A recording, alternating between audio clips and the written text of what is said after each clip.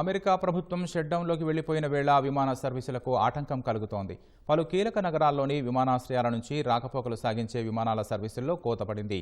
New York, Los Angeles, Chicago వంటి 40 కీలక విమానాశ్రయాల నుంచి ప్రయాణాలు సాగించే విమానాల సంఖ్య తగ్గింది. దేశవ్యాప్తంగా గురువారం సుమారు 500 సర్వీసులను తగ్గించినట్లు ఫెడరల్ ఏవియేషన్ అధికారులు తెలిపారు. భద్రత నేపథ్యంలో విమానాశ్రయాల నుంచి 10% ఎయిర్ ట్రాఫిక్ను తగ్గిస్తున్నట్లు ఫెడరల్ ఏవియేషన్ యంత్రాంగం పేర్కొంది. ఈ నిర్ణయంతో నిత్యం 2,68,000 మంది ప్రయాణికులను గమ్యస్థానాలకు తీసుకెళ్లే 1,800 విమాన సర్వీసులు ప్రభావితం కానున్నట్లు తెలుస్తోంది. షట్డౌన్ నేపథ్యంలో ఎయిర్ ట్రాఫిక్ కంట్రోలర్లకు జీతాలు ఇవ్వకపోవడం వల్ల వారు ఒత్తిడికి లోనవుతున్నట్లు ఫెడరల్ ఏవియేషన్ అడ్మినిస్ట్రేషన్ తెలిపింది. జీతాలు లేకుండా పనిచేస్తుండడం సహా అనారోగ్యంతో బాధపడుతున్న ఎయిర్ కంట్రోలర్లపై ఒత్తిడిని తగ్గించడానికి విమాన సర్వీసుల తగ్గింపు నిర్ణయం ఉపకరిస్తుందని FAA పేర్కొంది.